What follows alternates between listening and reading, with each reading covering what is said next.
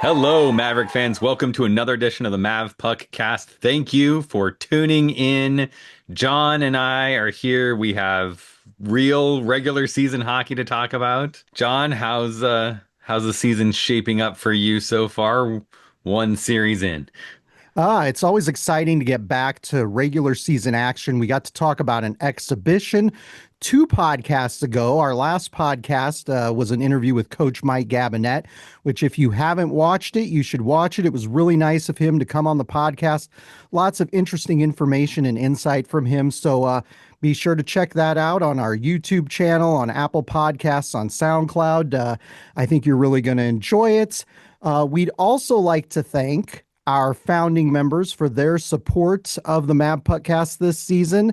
We're taking new memberships right now, so you can certainly sign up for one of those. As I am talking, you are seeing a scroll of the names of our founding members for the 2025-26 season. Their names will also appear at the end of each episode of the Mavpuckcast. And for first-time members who are thinking about signing up, who haven't signed up yet, it's just $18 for the season. So you look at that, it's a very nominal amount of money. So it's not $18 a month. It's just $18 total for the season. Your name will be on the scroll that you are seeing right now. And you will get weekly emails and game previews from Bridget with lots of good information. Plus, there's a new bonus this season. It also gets you into our group ticket allotments when we do road trips. So right now, Bridget's doing group tickets for the upcoming series against Augustana and Arizona State in the second half. So if you'd like to be part of those allotments and sit with us and sit with other UNO hockey fans, be sure to sign up, and you can do that at mavpuck.com/join. But got to talk about that Mankato series, Jason. Yeah, our first real game action. It's always exciting to jump back into the season, and it's always exciting to get to play the Mankato Mavericks. They're Minnesota State now. When UNO started playing hockey in 1997, they were Mankato State, so they're MSU-Mankato or Minnesota State Mankato. We just tend to call them the Purple Mavericks. And fun fact, Jason, the first road trip that Bridget and I ever went on for UNO hockey was in February of 1998. We drove up to see the Saturday game at Mankato. UNO was down 4-1 going into the third period. They came back and they won 7-4 in the third period. It was a crazy game. So we drove up for that Saturday game, and then after the game, we turned around and drove back to Omaha that night. That was brutal. We have never done that ourselves again. So I don't recommend driving up there, turning around and driving back unless you want to. We were much younger. The start of the craziness was a trip to Mankato, huh? It was. We were in our 20s. Now we need to sleep after the game, so that's the way it goes there. But going into that game, Mankato was a ranked opponent. We were excited to see what happened. You picked a split in our preview segment on the previous episode of the Mavpuckcast that came out before this series. So I picked a sweep. I was being optimistic, but Jason, we knew it was going to be a tough series going in, and 20 seconds into the game on Friday night, Mankato's Sawyer Scholl, who's a transfer from Wisconsin, put the Purple Mavs up 1-0. So it was not a great moment there for UNO early on. We thought this is going to be a barn burner, but 1:13 into the first. Marcus Wen ties it up for UNO, assists to Chagall and Loranger. It was a quick goal in transition, so it was 1-1 UNO after one, Jason.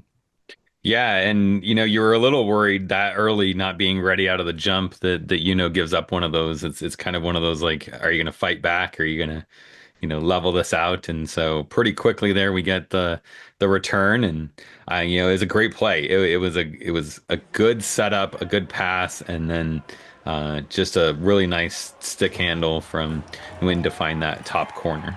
Yeah, definitely. Beautiful goal. Second period, 4:03 into the second. Spencer Sova puts UNO up 2-1. A great position for UNO to be in early in that second period. LaPinta had a nice centering pass on that goal. It was a 2-1 margin at that point. What were you thinking as we kind of approached the midway point of that second period? Still a good close game, but UNO looked like they had a lot of momentum. Yeah, I thought they were fighting back well. They'd give up some opportunities. They'd make some mistakes a lot of times in their zone with turnovers, or have issues kind of coming through the neutral zone. But anytime that Mankato pushed forward, had opportunities or something, they came right back down and had one of their own, which I think is good. We knew with the talent that we have in net with Simon Lacosi there, we can handle some of that a little bit here in the early parts of the season. And so lots of things to kind of clean up as the season goes along, but also some things to kind of be, excited about. And, we talked in the first episode, one of the big things with this many new players is where is that chemistry and who's going to fit with who and how are these guys going to, work together as a unit. And so it was really good to see both of these goals be really nice setup plays where they're eyes up, they're finding guys, they're getting some opportunities and stuff off of open areas of ice and finding those open areas and instead of getting like bogged down into a corner. So lots of things to be excited about, but still definitely a lot of things to work on with this team. Absolutely. Late in the second period, 17:51 into the period, Sean Chagall puts UNO up 3-1. The Mavs were maneuvering the puck well down low. So it's 3-1 UNO after two. Now, as we all know, the most dangerous lead in hockey is that 2-goal lead. But 140 into the third, Marc Lajoie puts UNO up 4-1. It was a nice backdoor goal on the power play. So UNO's rolling at that point, but 7:41 into the third, former Red Mav Liam Watkins nets Mankato's second goal of the game. The goal came in transition. It was at the tail end of a power play, so it was 4-2 UNO at that point. So again, a lot of time left. A short time later, 8:23 into the third, Aiden Della Gorjandier puts UNO up 5-2, and Jason is smiling at me. He thought I was going to botch that name. I mean, How many times have you practiced that just for this episode now? I You're spent like, a lot great, of time. he scored. Now I'm going to have to like say his name 50 times. A lot of time this week. Hopefully you have to pronounce it a lot so that this team's doing pretty well. Because if he keeps playing like that, you're gonna have that committed to memory pretty quick here. Good looking defenseman. Good looking defenseman on the team this season. 16:33 into the third. One of our favorites, senior Jacob Slippick, gets an empty net goal. Ludke stole the puck in our defensive zone to set up Slippy's goal. UNO goes on to win that Friday game 6-2, Jason. I'm feeling good. It was a great performance out of the gate. Slippy's goal was shorthanded too, technically. I mean, It was a shorthanded goal. isn't Absolutely. that like it's kind of one of those weird ones where they pulled the goalie to have the two-man advantage, and so yeah, it's just kind of odd that it's a shorty and an empty net all in one. Yeah, he's been playing hard this early part of the season. So we obviously wish all the best for him and all of the guys. Great performance in that Friday night to get the 6-2 win.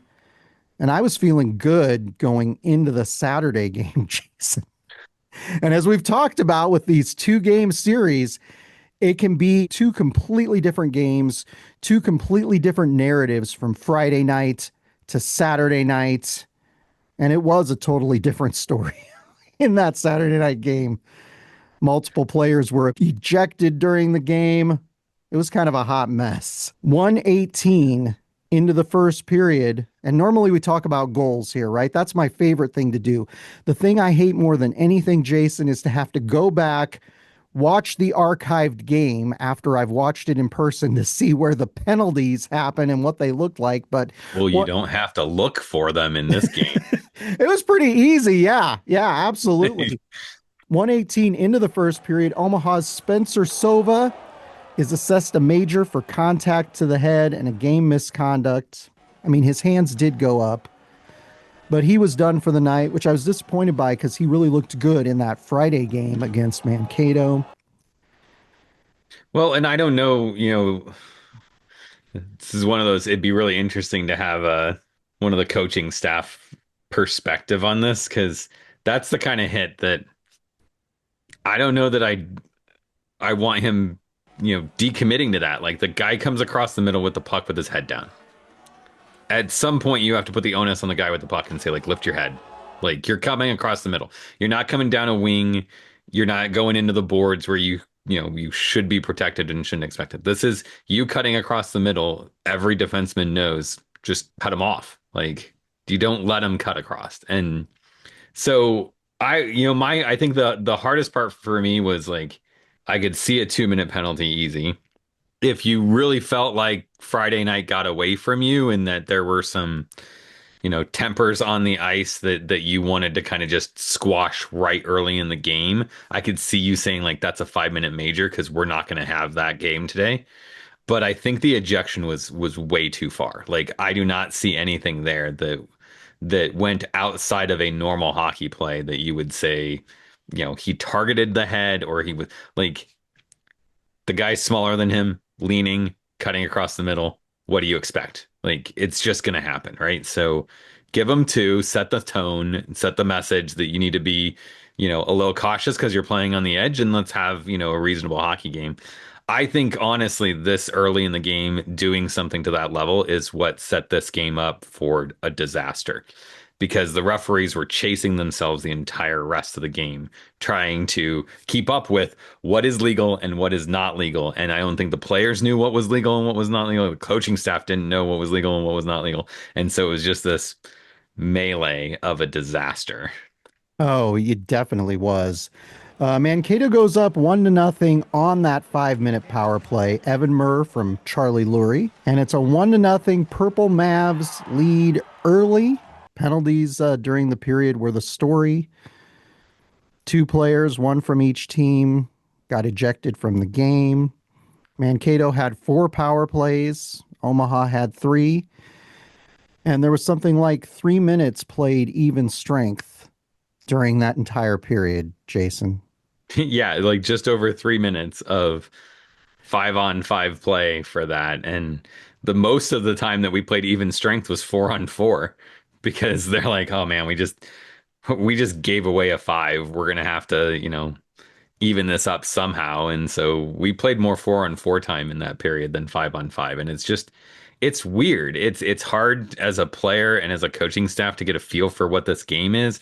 It's hard for players to kind of get into a routine. You start getting in this position where you have to use guys you don't usually on a penalty kill because you can't just play your 4 to 8 best penalty killers for 15 minutes in a game. Like there's just guys that are playing in roles that they're not used to, and it's just weird. And then honestly, the second period was just stupid. Like it because it was like, okay, well, we totally messed up that first period by calling too much, so let's just not call obvious stuff and we'll occasionally call these little ticky-tacky things, and then maybe that will get us back to normal. Like I remember Yeah, I had my dad's voice in my head going, two wrongs don't make a right, and I'm like, yeah, well, these were two wrong periods and it did not make a right game.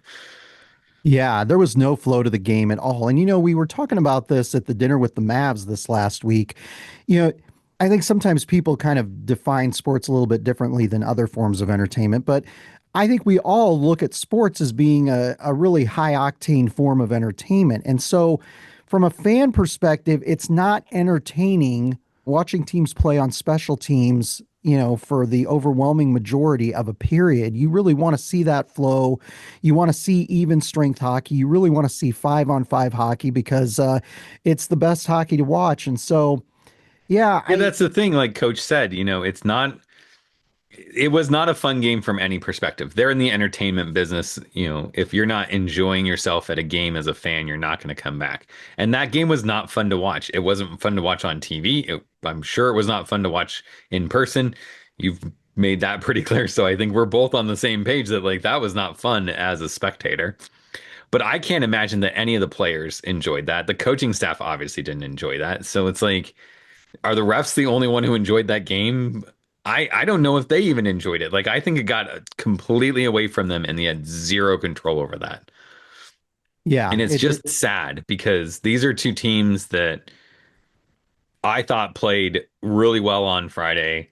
You know, I thought that Mankato actually came out with, a really good game plan in the second period in Friday's game. They started playing a little bit more high pressure and early physicality, and it caused some problems for UNO. And the big question going into Saturday was how are they going to, deal with that? And we didn't get a chance to really see like how does Omaha handle a team that's going to pressure them harder, and play more physical because the referees got involved and said, no, we're just not going to let a hockey game happen. It's just, I mean, I hope that these refs don't ref for a while. I think they need to be like sat down and said, like, you need to watch some hockey so that you know what you're doing because you missed it. You missed it bad in this set. Yeah, absolutely right. And one of the things Mike Valancourt, who is our play-by-play guy, said during that Friday night game was that it felt like playoff hockey. There was a lot of intensity, and from a fan perspective, that's entertaining.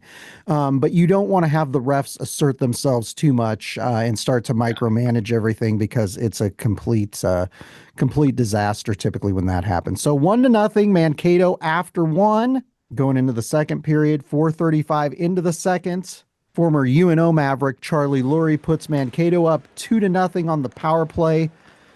Nice backdoor goal for Lurie there. So it's 2-0 Mankato after two. Certainly not an ideal position for UNO to be in, but it was definitely within striking distance. UNO had a number of opportunities in that third period, but the officials decided to assert themselves again, Jason. Yeah, they came back in the third and said, oh, we woke up again, we need to be a part of this. And here's the thing going into that too. Like there needs to be some, I don't want to say blame, but there's some responsibility on Omaha to understand like where that gets to. It's really on Omaha to work on their power play and their special teams and be more effective on that. Every goal in this game comes on the power play. I mean, it's hard not to with as many calls, what, 80, like 86 minutes in penalties in this game.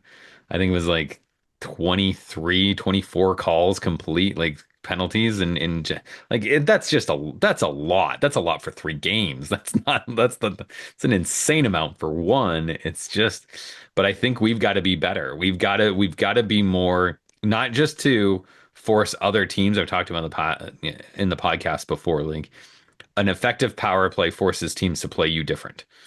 I think this is a situation where we see where an effective power play has the refs reffing a game different. You have to be willing to adapt to those unique game conditions on a game by Mhm. game basis, on a series by series basis.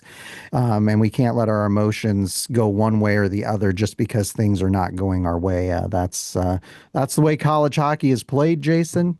Late with about 6.5 minutes, so 13:32 into the third period, UNO scores on a 5-minute power play opportunity to narrow Mankato's lead to 2-1. Max Pellerine with a goal that was initially called off. Jason, that one. Well, I know you were not there for that game, but boy, the boos were just they were constant and they were consistent during that whole little stretch there. The rule was always on this was always intent to blow the whistle, even if the official doesn't blow the whistle. If the intent was there to blow the whistle, he can call off a goal, right? But a new Right. rule this year says that isn't the case. If a referee blows the whistle because they have lost sight of the puck, a goal may still be awarded if the puck crosses the goal line in the immediate and continuous action that follows. So this was the scenario that we had. He lost sight of the puck, but you saw him wave his arms. He waved off the goal, but that puck obviously went in the course of play. Well, and I think the key was, well, because I had texts flying in from people watching Yeah, it, like, yeah. is it a goal? Is it not a goal? And I'm watching on my phone in Minnesota at a band competition. So I'm like, I have a different perspective than fans in the arena and stuff. And someone had said that they had announced that they were reviewing it for goaltender interference. So that's when I was like, Yes. okay, that's no. Like, there's no one anywhere near. This is totally a goal if that's what they're reviewing it for. But then I think it was you that had said, no, they're reviewing it for continuation of play for the whistle. And I'm like, okay, well, that's going to be a lot harder. Here's the thing. I think what happened is they went back to review it, right? And when they go in and they're watching the video, I think they see what I see, which is they got duped. They got like totally hacked. Like the goaltender waves his glove like he's making a save. The puck's nowhere near it. He comes down and holds it down like he actually has it, and the puck is still nowhere near him. I mean, you've got like 2 feet and that puck's in this little scrum here on, to the right of him. Like there's just, even if you intended to blow the whistle, that would have been an inadvertent whistle. Like there's no reason for you to call that play dead. And I think that's the big difference. Is like if it was, if the puck was right next to his glove and you thought he had it and he didn't, I think they would probably say that's still no goal. Like I lost it. He was close. Could have had it. Could not. It's on me that was close enough. I agree. I should have blown the whistle, and so we're not calling that goal. I think when he realized how far away he was from understanding what was happening in that game, he said, "This has to be a goal." Like I'm just way wrong on this. And I'm sure he'll never admit it because they're referees, and it's just like a hockey player. They can never do anything wrong. They just got forced to sit in the box. So I'm sure he won't admit it, but that was just, if they did not call that a goal, I, there was going to be a riot in that rink because that's so beyond like understandable at that point in time. Like the billions of calls that you make in that game, fine, you're an idiot, whatever. But that kind of play is just like you can't wave that off just because you thought you should blow the whistle or because you got it to your mouth in time. Like, no. Well, and to your point, the narrative as we were sitting in the stands at Baxter Arena was they thought it was potentially goaltender interference. Mm. I think that's what Bridget told me. I think that might have been what was going around on Twitter at that point. Through section 216. Yeah, and so when they were showing it up on the replay board, because they did show what was going on, nobody saw goaltender interference on there. Oh So, yeah, there was no goaltender interference on that.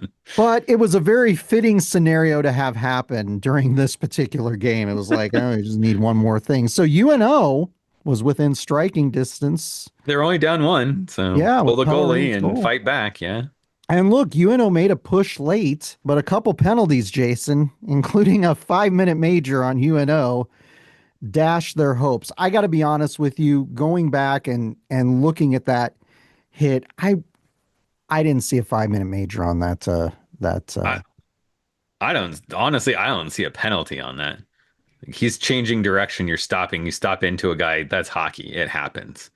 I don't know what they saw. This is one of those. I'd really love to talk to the refs just to be like, what did you see? Because I'm watching. I've got it. Like, I get that, I can pause, I can play, I can slow mo. Like, I can do a lot of stuff you can't do. So I'm going to give you a lot of benefit of the doubt in this situation because you have to make that decision in a split second to what you see. So that's what I want to know. I'm really curious how you looked at that play and said, oh yeah, that's definitely a penalty. And then went into a box and looked at it in slow mo the same way I am. And oh yeah, kick that kid out. Like, huh? How?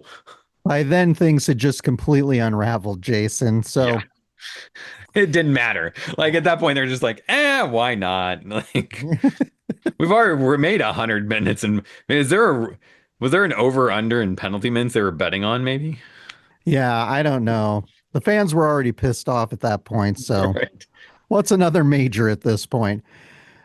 Mankato added a couple more goals. They went on to win 4-1.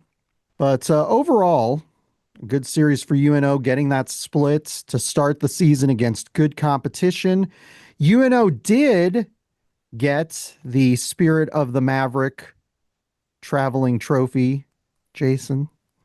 Yay. We split, but we got the most goals in the series. So there you go. So it was kind of, it was I'll be honest with you. You did not see this, but it was not a very happy celebration. It was like, give us the trophy. We're going to the locker room now. You mentioned the playoff atmosphere. I think that goes to a lot of Yeah. that.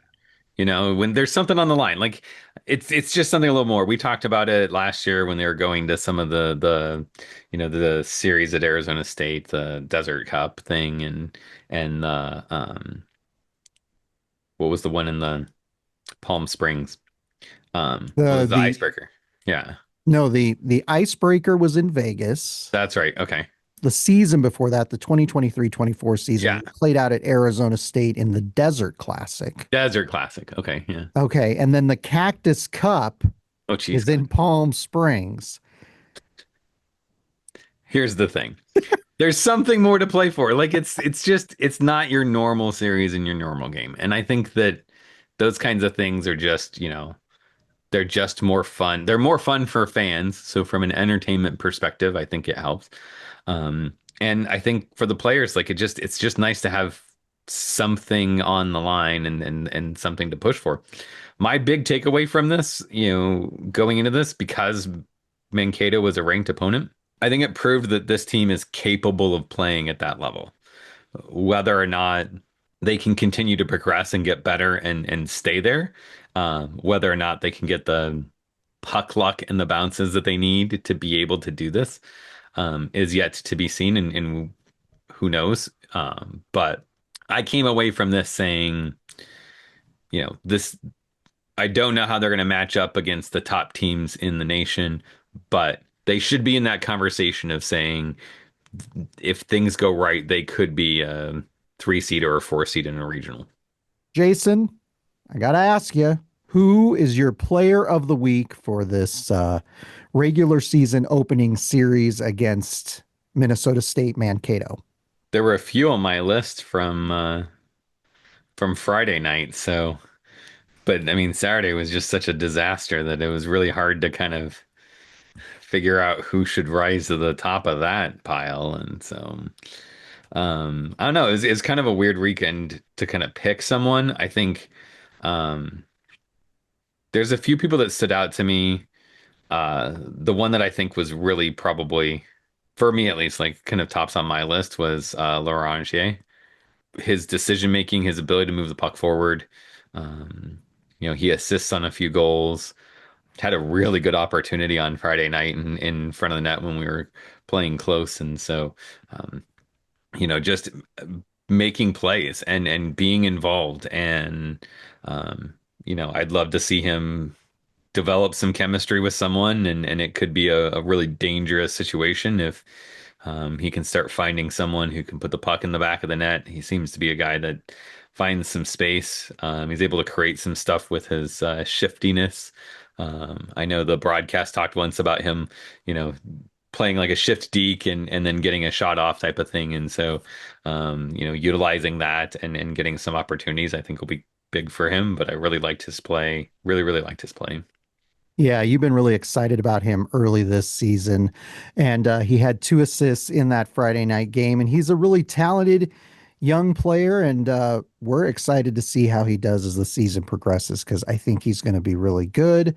As far as my player of the week goes, Jason, my niece Scotland asked me after the series, she's like, who are you going to pick as your player of the week? And I said, I don't know. I haven't decided yet. She's like, well, I would pick Marcus Wen. And I'm like, okay, I'll pick Marcus Wen.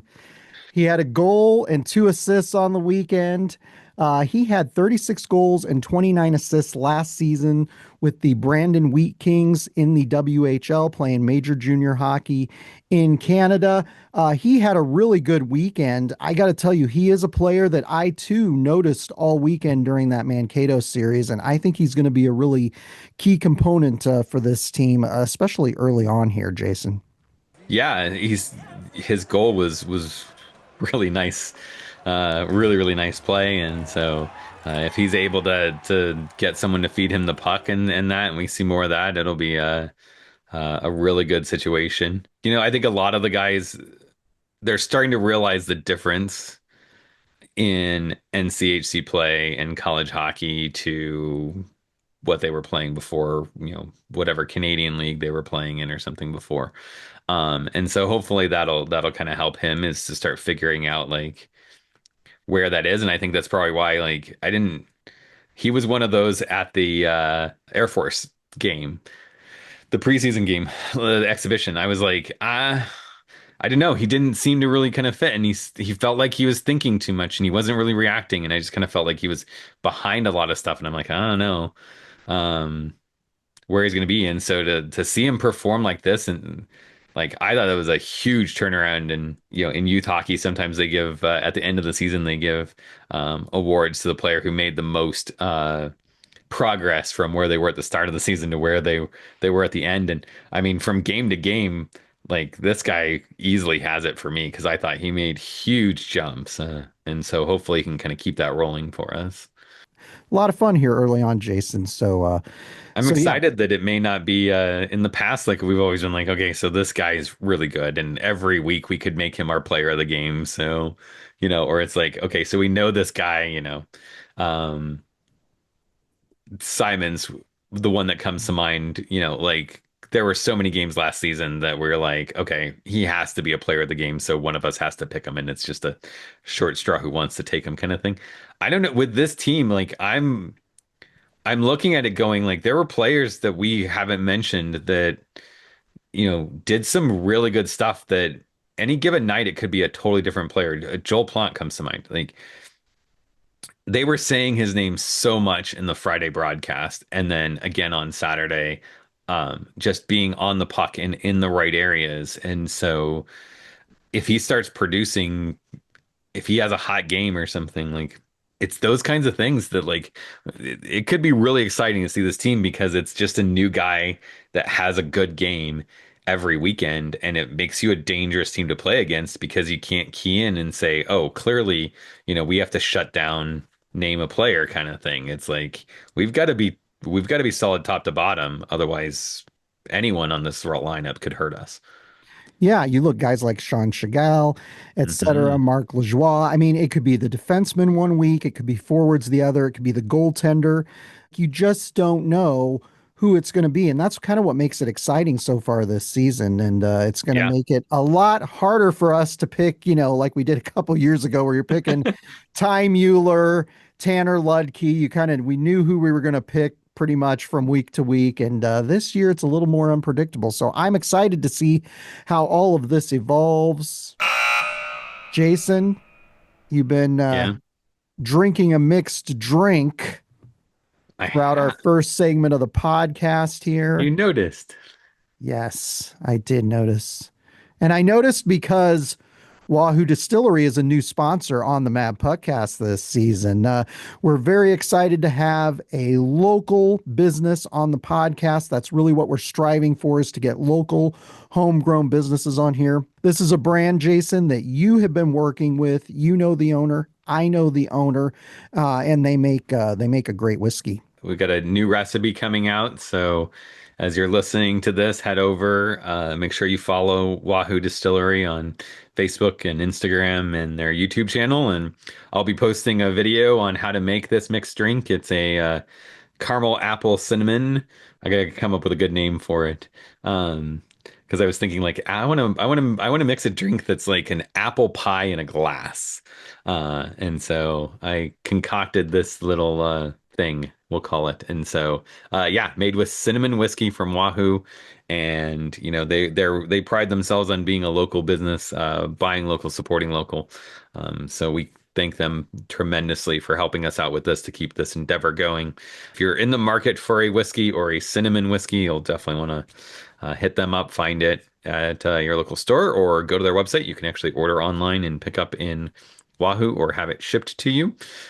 So good opportunities there to kind of support the local business that's supporting podcasts you listen to. So we appreciate both of those. If you'd like to learn more about Wahoo Distillery and find links to their social channels, visit wahoodistillery.com. Got to talk about the first Dinner with the Mavs of the season. It was on October 16th at the Marriott in Regency. Nice location to have it. They have it in one of their meeting rooms there, one of their ballroom banquet rooms at the hotel. We heard from play-by-play voice Mike Valancourt, Blue Line Club board member Angela Arndt. She's a really nice lady. She also has served on Bridget's marketing membership committee at the Omaha Press Club. And we heard from Coach Mike Gabinet. And because it was the first Dinner with the Mavs of the season, Jason, players did their introductions. And so, as we said, a lot of new faces. And it was kind of fun because Coach Gabinet said, introduce yourself, tell people your name, say what position you play, what year you are in college, and your favorite food, which elicited a lot of interesting responses. There are quite a few people that said steak, and I'm like, oh, well, you came to the right place. Yeah, Omaha, Nebraska is definitely known for steak, you had some sushi, you had pizza. I think it was Hunter McKinnis who said that his favorite place is Raising Cane's, which I love Raising Cane's as well. I know you do too. So he was very specific on that. But yeah, that was a fun little kind of icebreaker. We got to sit with Griffin Ludke and Simon Lacozy. We got to sit with the two captains, Jason. We were the captain's table. Yeah. It was great. I never know from dinner to dinner if anybody's going to want to sit with us because we're the guys who do the podcast. We're so active on social media, but I would say we're a lot of fun to sit with, Jason. Of course. Like, obviously, the best table to sit at is our table. I think Yeah. in the past, we've always sometimes we've had players that we've been like, oh, I just really want to talk to that guy, and so we wanted to have them sit at our table or something for one of these. Yeah, with so many new players, I was kind of like, I was glad that we just kind of sat down and said, whoever sits here, that's who we'll talk to. So it was kind of interesting that it was both of the older guys, the senior captains that came and sat at our table. Like we Yeah, it haven't talked was to you guys enough. yeah, and it was neat. And we got to learn some new things about Simon Lacozy and how he got started in goaltending, which I thought was really neat. And it was In great to his former talk. soccer career. Yeah, exactly. And it was great to talk to Griffin and chat with him how his brother is doing this season at Minnesota. And by the way, the Gophers played North Dakota this last weekend, and Tanner Ludke got a couple goals on the weekend. So he's doing well for the Gophers this season. We miss him in Omaha. We wish he was back with us, but as is the case in modern collegiate athletics, players move on in this transfer portal era, Jason. At least for a while here, that's going to be what we have to deal with is some guys are just going to be here for a year. Some of them are going to be here for a couple of years. Some are going to make a decision that they need to go someplace else. And, it's not like it has been in the past where the decision was, do you stay or do you go pro? Now it's going to be, you could stay, you could go pro, you could go minor, you could go back to Canada, you could go play some more junior, you could go to a different team. So we'll see. Definitely a lot more like professional hockey now. So, very, very fascinating. You and I have enjoyed following that and talking about that. So, a lot of fun to have the Dinner with the Mavs event. A great opportunity to hang out with other fans and get to meet some of the players and chat with them and get to know them on a more personal level, which I think is really important for hockey fans of this program to be able to do. So thank you to the UNO Blue Line Club for once again putting on these Dinner with the Mavs events. UMass, which I will refer to as UMass Amherst, because for years they went by UMass Amherst, but their athletics, in particular their basketball team, has gone by UMass for years. So they kind of rebranded hockey and they go by UMass now. But see, there's also UMass Lowell in the state. They're both in Yep. Hockey East. So for years it was UMass Amherst and UMass Lowell, but people just call them UMass. And so I'm trying to appeal to everybody, the modern people and the purists who like UMass Amherst better. But going forward here, I'm just going to call them UMass because it's a lot easier. The 11th ranked Minutemen come to Baxter Arena on October 24th and 25th, Jason. That is my Yeah. birthday weekend. Woohoo! I turned 53 on October 24th. So Well, hopefully the guys are listening to this and they know what gift to give you. that's right. I would really like a win on my birthday. So see if you can make it happen, Mavs. UMass is 4-1 overall this season. The Minutemen are led by head coach Greg Carvel, who is in his 10th season at UMass. He was the head coach at St. Lawrence for 5 seasons before his current gig with the Minutemen. His overall Division I coaching record is 260, 216, and 43. We got some players to watch here, and one of these players I know you're going to be very interested in, Jason. We got junior forward Jack Musa. He has 4 goals and 5 assists on the season, and he leads the team currently in points. Sophomore defenseman Francesco Deleche has 2 goals and 3 assists this season, and he was a third-round draft pick of the Colorado Avalanche in the 2025 NHL entry draft. And Jason really started following this UMass program back when Cale Makar played for them a number of years ago. So I saw that he was an Avalanche draft pick, and I'm like, well, he's got to be a player to watch. And because we had a week off for UNO hockey this last weekend, I got to watch UMass play, and I watched their game Saturday night against Bentley, and Deleche had the game-winning goal in overtime. So I know you're going to be looking forward to watching him as a big Colorado Avalanche fan there, Jason.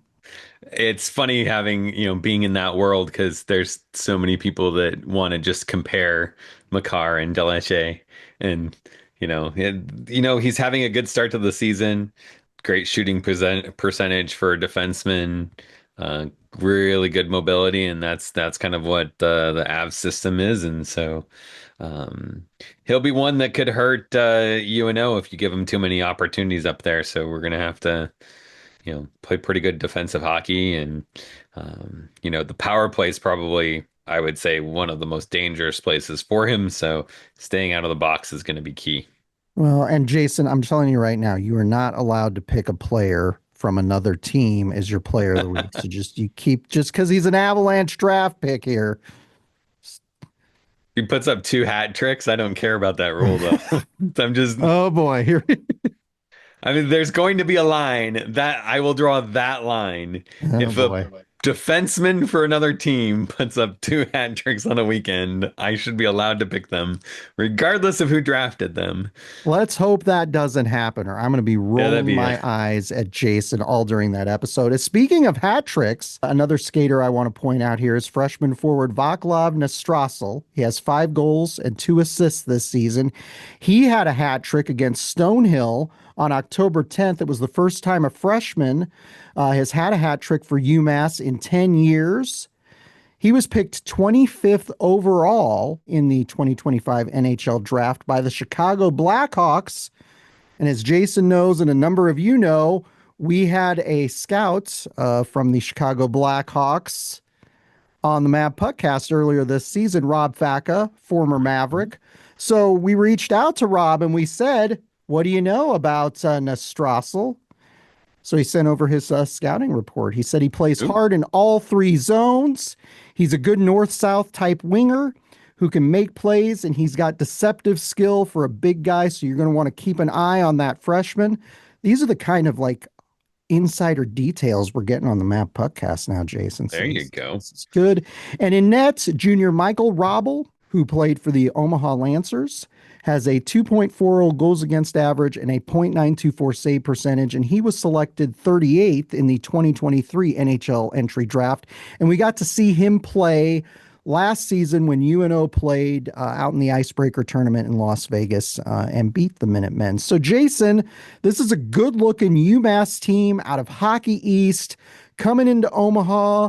Our second regular season series of this season. It looks like it's going to be another good test for UNO. Yeah, it will be. This is a really good team. There's a lot of excitement in Mass. There's a contingent of Avs fans that have created a discussion board that is all, it's all UMass people mostly that are just also Avs fans because of Kale. And so it's been really fun for me to kind of sit in there and just eavesdrop on some of the communications and the conversations around this team. And so, you mentioned Nestrasil. The other name that they throw out a lot is Galanek. He's just one of those kids that sees the ice really, really well. Just seems like an assist magnet. And a lot of that is because of his hard play. And I know they love him because he's a hometown Mass kid. And so that's another guy to add to your list of players to watch when the Minutemen come here to Omaha. Yeah, 5 assists on the season. So yeah, lots of good players on this roster. I'm excited. Jason, what's your prediction? Do you think we'll get swept? Do you think we'll split? Or do you think the Mavs will sweep the Minutemen this upcoming weekend at Baxter Arena? I'm going to go as optimistic as I possibly can be, but still be semi-realistic in this.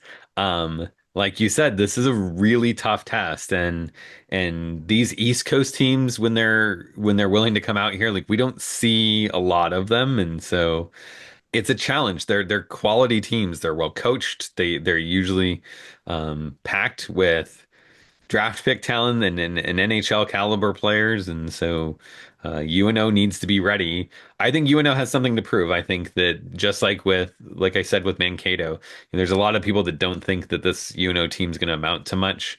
There's a lot of unknowns, and so the writers and the pundits just don't want to give them a lot of credit until they earn it. And so I think from a UNO perspective, these are guys that have a little bit of a on their shoulder and they want to go out there and prove it.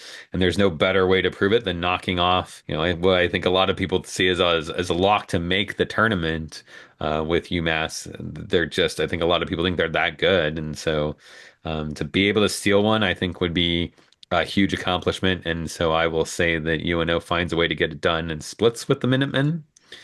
And hopefully we don't get swept because I am worried about it. This is a team that can be really good, really, really good at times. We need to be ready. Drop of the puck. No, none of this like 20 seconds in, let them score a goal and then, fight our way back. We need to be pressuring them from the puck drop, not the other way around. Yeah, the team needs to play smart, disciplined hockey. They need to play what I call meat and potatoes hockey. They need to do the fundamental things right. They need to not get rattled. They need to not worry about what the officials are doing. They need to go out. They need to play their game, and they need to establish themselves early in this series. I think that that's really important. And one of the things that I think is going to be key is sustained pressure in our offensive zone. And I think these guys are capable of doing that. It's going to be interesting to see. I am always the optimist in this prediction segment. So I'm going to say we sweep, but I'm going to be really fascinated to see what happens. It's exciting when we get these teams out of Hockey East coming to Omaha. Love watching those teams. I watch those teams throughout the season on ESPN Plus because that's where their games are housed. And it should be a great test for UNO. Another good test here in the non-conference slate. The following week, UNO's headed out to Colorado College. So this is two good warm-ups for the Mavericks coming up. Friday and Saturday's games will be at 7:07 p.m. Central Time at Baxter Arena. But if you're not coming out to the games, if you live here, you should come out to the games. But if you're not Yeah. coming out to the games, you can listen to the games on 1290 Coil in Omaha or online on the Varsity Network app. Mike Valancourt and Terry Leahy have the call. Both games will be streaming on NCHC TV. And be sure to follow Mavpuck on Facebook, Twitter, Instagram, and all of our social channels to stay up to date during the series because Bridget does a great job of tweeting updates during the games and photos and video clips and all kinds of fun things. But Jason, until next time, go Mavs. Go Mavs.